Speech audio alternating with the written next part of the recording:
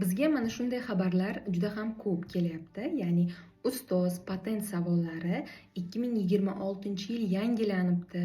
12-variant qo'shilibdi. Ana shu 12-variantni tashlab bering degan savollar juda ham ko'p. Ammo sizlarga bir xabarim bor.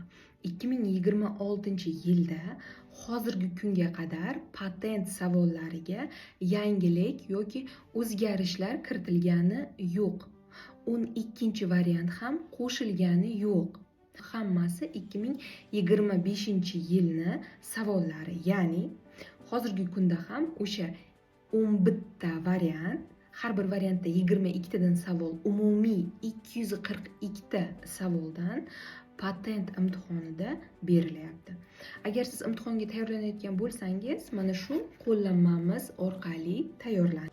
Qo'llanmani O'zbekistonda bo'lsangiz, Uzum Marketdan patent imtihon javoblari deb qidirasiz va bizni qo'llanmamiz kelib chiqadi.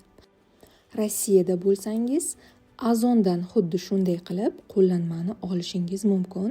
Kecha yana kitob yukladik. Hozir do'konimizda 45 ta qo'llanma bor. Kitobni olganingizdan so'ng qaraysiz va birinchi sahifasini ochasiz. Birinchi sahifasida QR kod bor.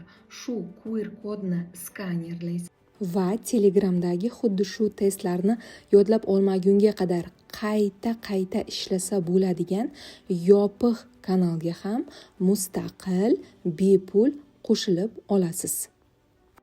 Siz hammasi o'sha Uzum Marketda to'lov qilasiz, o'shani ichida bo'ladi.